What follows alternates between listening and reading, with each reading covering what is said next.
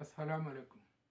ख्वाजा साद रफ़ीक का ट्वीट क्या नून लीग के गले पड़ सकता है, जिसमें ख्वाजा साद रफ़ीक ने 35 इस्तीफ़ों के हवाले से कहा है कि पीटीआई का ये इलाज उन्होंने 2 माह पहले से सोच रखा था, जिसका सिर्फ 4 अफराद को इल्म था। गोया उन्होंने अपने ही स्पीकर राजा परवेज़ अशरफ के उन दलाइल की नफ़ी की है और ये एतराफ़ किया है कि राजा साहब जो दलाइल दे रहे थे वो झूठ बोल रहे थे। राजा साहब उस वक्त ये दलीलें दे रहे थे कि वो सिर्फ उस सूरत में इस्तीफ़ों को कबूल करेंगे जब फ़र्दन फ़र्दन हर रुकन असम्बली उनके सामने आएगा और ये बताएगा कि बकायमी होश व हवास वो अपने दिल से अपनी मर्ज़ी से इस्तीफ़ा दे रहा है। उस सूरत में ही वो इस्तीफ़े कबूल करेंगे। अब ऐसी सूरत में ख्वाजा साद रफ़ीक ने ये कह दिया है कि राजा साहब जो दलाइल दे रहे थे वो गलत थे। अब ख्वाजा साद रफ़ीक के इस ज़ुबानी और राजा साहब के अमली इस्तीफ़ों को कबूल करने के इक़दाम से ये बात वाज़ेह होती है कि राजा साहब अपने दलाइल में सच्चे नहीं थे। उनका मकसद जो दलाइल वो दे रहे थे उस पर अमल करना नहीं बल्कि इस्तीफ़ों को लंबा करना था। अब ऐसी सूरत में अदालत क्या फ़ैसला कर सकती है? अदालत के पास जो ऑप्शंस हैं, क्या वो इस्तीफ़ों को जो अब दिए गए हैं 35 इस्तीफ़े जो कबूल किए गए हैं उनको अनडू करती है और लोगों को असेंबली में वापस भेजती है, या सारे इस्तीफ़ों को एक साथ कबूल करती है? क्योंकि इस्तीफ़ों को कबूल करने की जो वजह राजा साहब बता रहे थे उन्होंने खुद ही उसकी नफ़ी कर दी है इन 35 इस्तीफ़ों को कबूल करके। अगर इस्तीफ़े कबूल होते हैं तो सारे के सारे होंगे, और सारे होंगे तब भी पीडीएम के लिए मुसीबत है। और अगर लोग तमाम अरकान असम्बली जो पीटीआई के हैं वापस असम्बली में चले जाते हैं तब भी शहबाज हुकूमत के लिए ख़तरे की घंटी है, क्योंकि पीटीआई पहले ही ये फैसला कर चुकी है कि शहबाज हुकूमत को एतमाद का वोट लेने के लिए कहा जाएगा। अगर शहबाज साहब एतमाद का वोट लेने में कामयाब नहीं होते और पीटीआई का कोई उम्मीदवार वजारत उज़्मा की कुर्सी पर आकर बैठ जाता है डायरेक्ट इलेक्शन की सूरत में या रन ऑफ इलेक्शन की सूरत में, तो ऐसी सूरत में यह भी हो सकता है कि यह हुकूमत जो पीटीआई की होगी या पीटीआई इत्तेहाद की होगी वो अपनी मुद्दत को पूरी करे या फिर असेंबली को तहलील करके नए इलेक्शन की तरफ चले जाया जाए। तो दोनों सूरतों में पीडीएम के लिए मुसीबत ही मुसीबत है।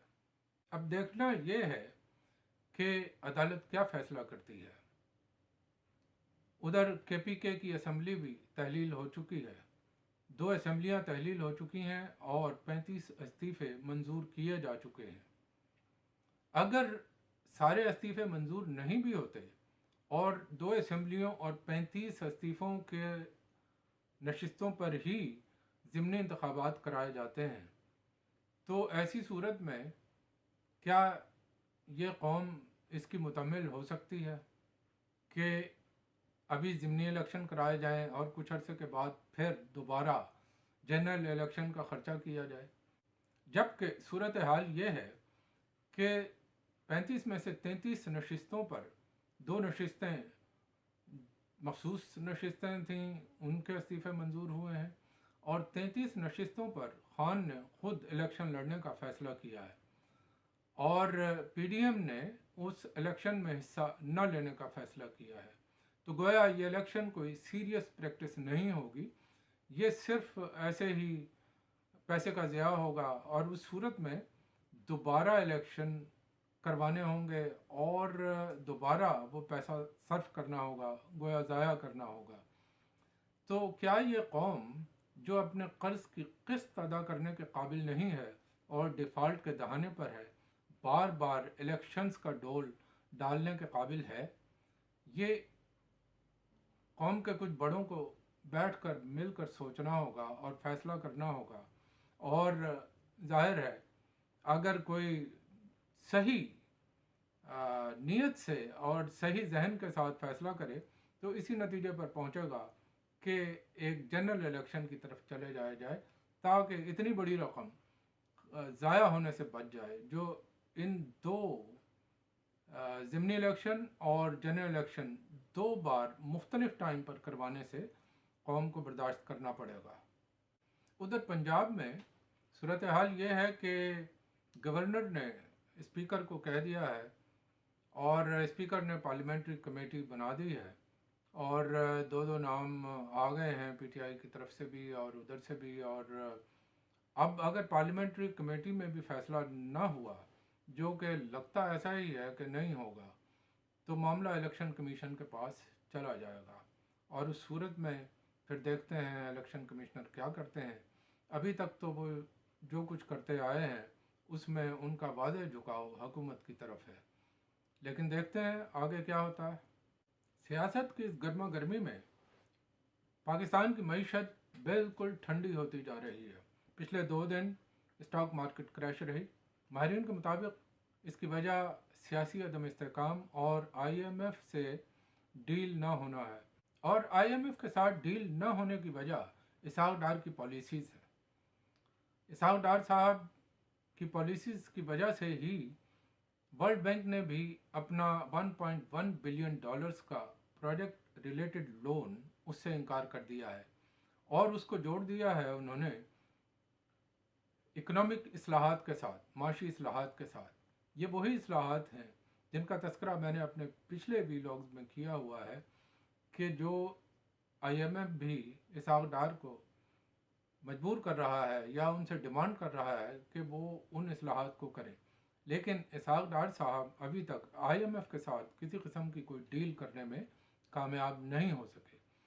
صورتحال یہ ہے کہ آج فارما کمپنیز کے جو چیئرمین ہیں، فارما کمپنیز کے چیئرمین فاروق بخاری صاحب، ان کا بیان آیا ہے کہ تقریباً 350 کمپنیز کی جو درآمدات ہیں، جو انہوں نے درآمد کیا ہے، وہ پورٹس پر ہی پڑا ہوا ہے، اور ایل سیز نہ کھولنے کی وجہ سے، ڈالرز کی کمی کی وجہ سے گورنمنٹ نے جو پابندی لگائی ہوئی ہے ایل سیز نہ کھولنے کی وجہ سے، وہ فارما کا جو مینوفیکچرنگ کا جو را مٹیریل ہے وہ پاکستان میں نہیں آ پا رہا۔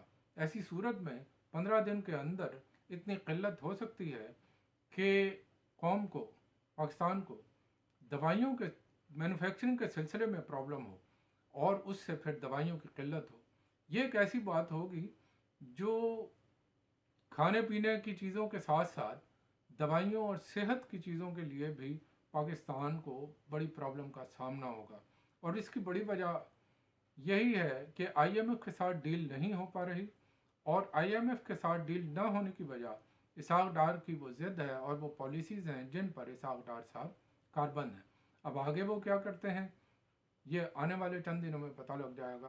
ایک اور خبر جو گردش کرتی رہی ہے وہ ہے مولانا طارق جمیل کے بارے میں، کہ ان کے ایک اکاؤنٹ کو جس میں 49 ارب روپیہ تھا، اس کو چھپانے کے الزام میں ان کے اکاؤنٹ کو سیل کر دیا گیا ہے۔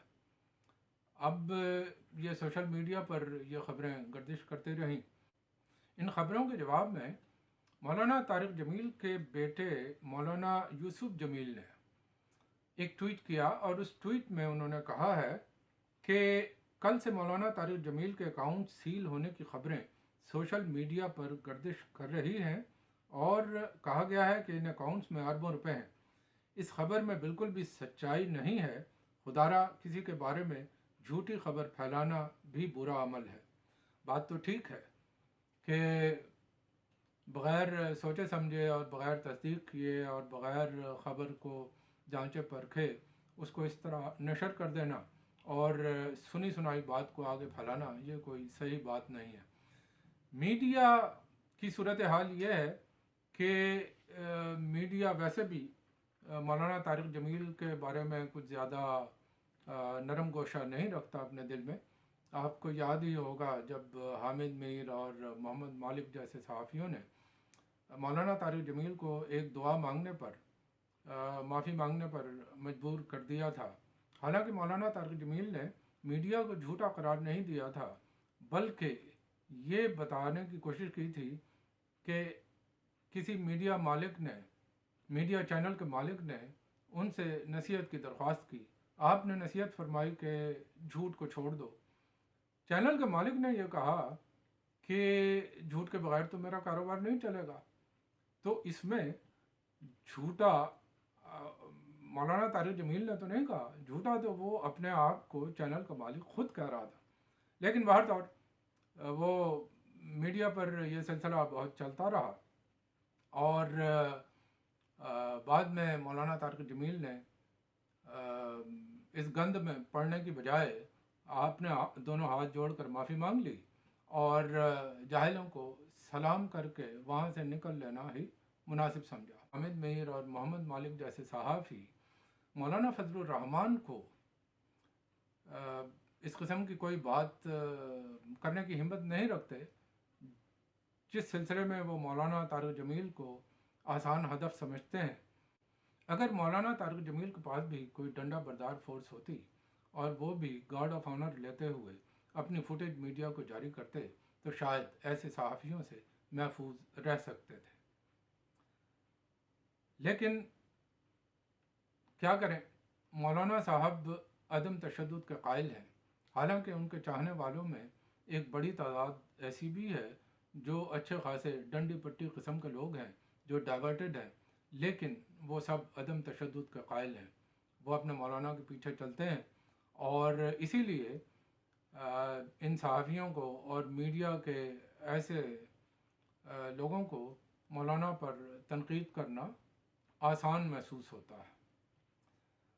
सोशल मीडिया पर ज़रूर इस सिलसिले में एहतियात मलहूज़ रखनी चाहिए कि वही ख़बरें आगे पहुंचाई जाएं जो सही हों।